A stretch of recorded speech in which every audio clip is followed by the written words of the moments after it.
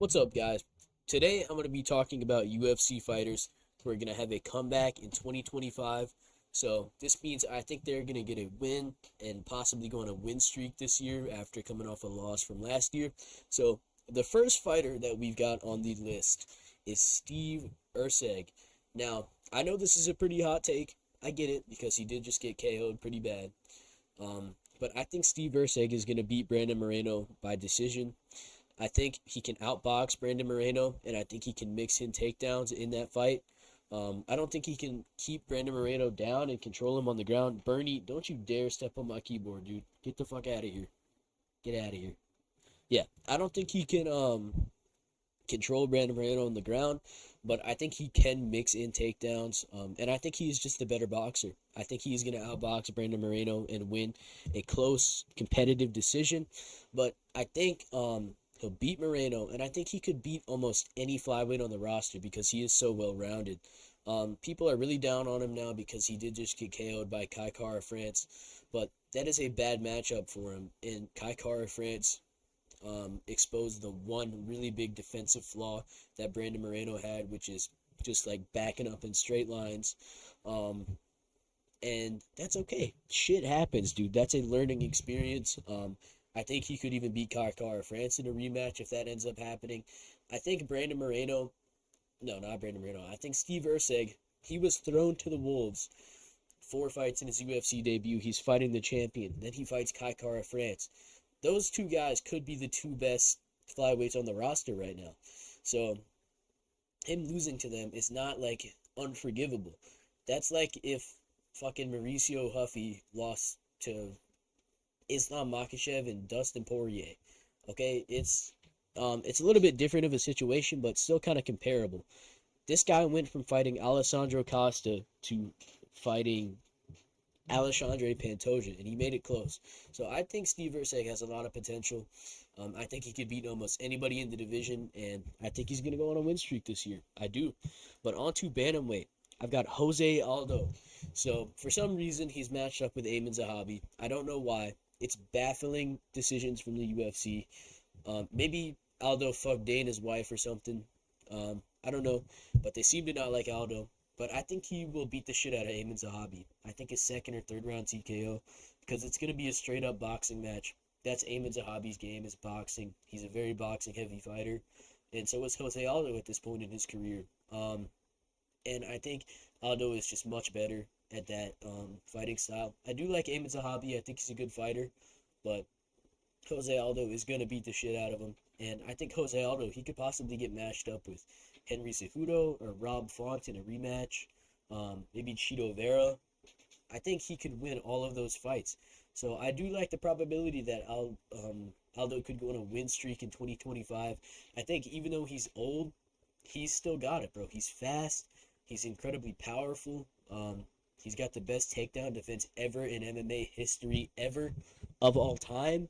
So I think Jose Aldo still got it, and I think he's going to go on a win streak.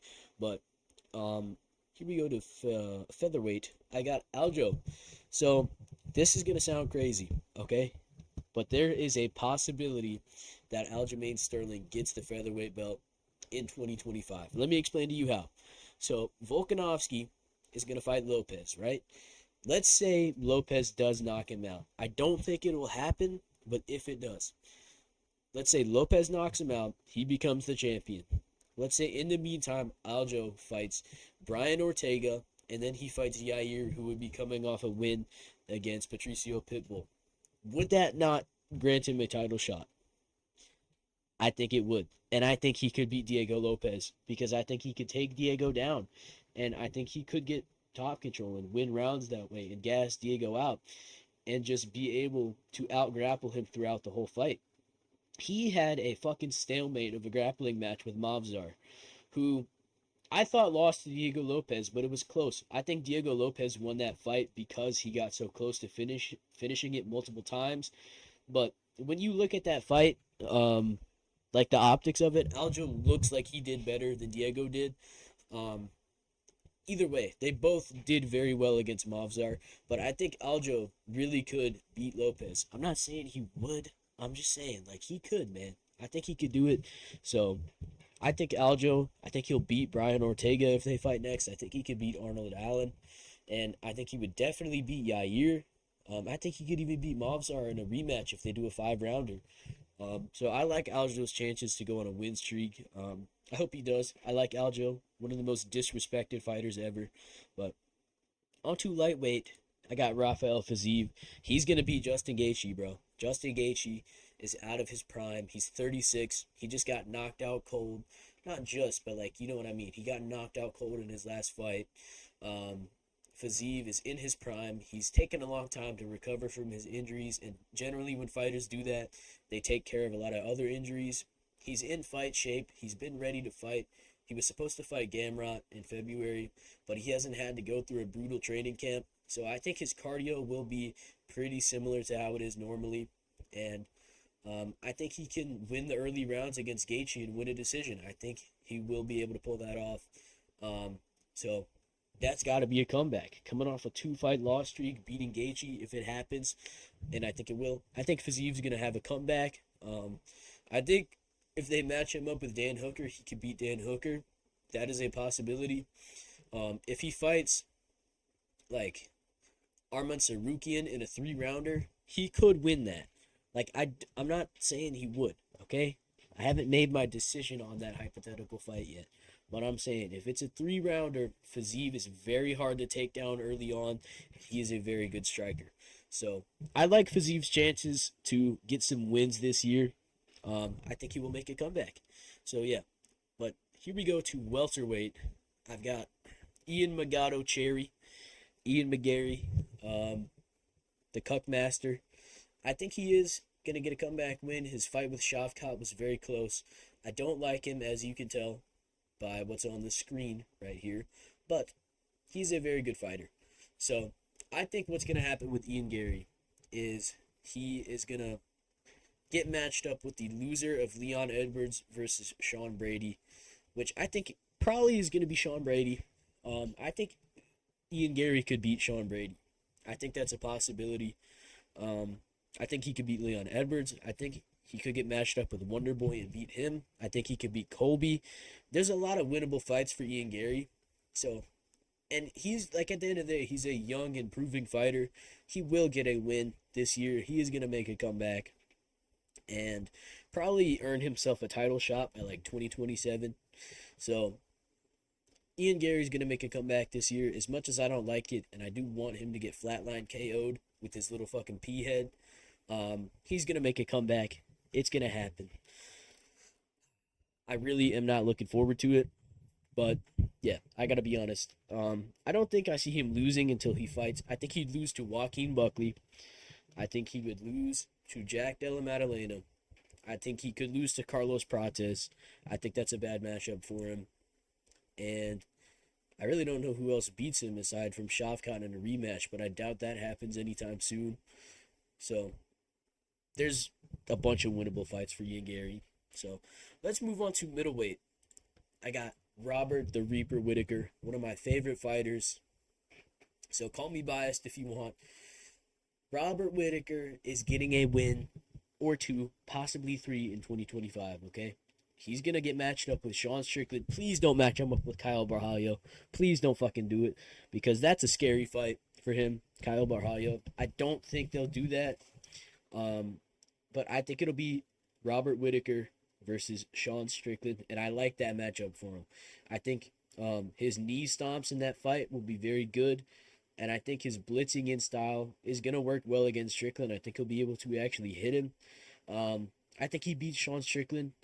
So, yeah, I just think in that fight, he wouldn't really have anything to worry about coming back at him. Like, when he's fighting Izzy, he's got to worry about getting countered with those fucking lean back hooks. Izzy dropped him in the rematch. Like, Izzy can hurt him. DDP can hurt him. Nasruddin Imavov could hurt him. Hamzat can take him down and submit him. Strickland is just going to be there to win a decision, and I think Robert Whittaker can land the bigger shots, and I think he can make it a close fight and win a decision. So, Robert Whittaker's making a comeback. I think if they match him up with Jared Cannonier for some reason, he would beat him again. I think if they match him up with fucking Roman Dolidze or something. He'll beat these guys. Do I think he'll get a title shot again? Probably not. If he does get a title shot again, he's probably going to lose. I have to be honest. I can't just be totally biased, but I think he will always be in that top 5 area and make a good comeback.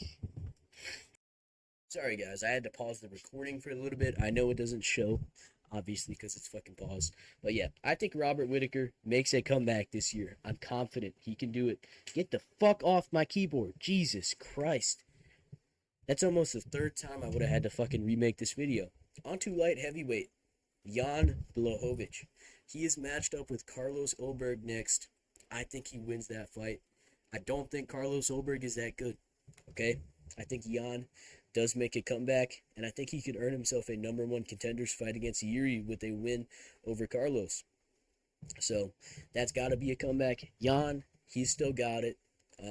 He's slowing down a little bit. He's had some shoulder injuries. I don't expect him to be as good as he used to be, but I think he will still be good enough to beat Carlos Ulberg.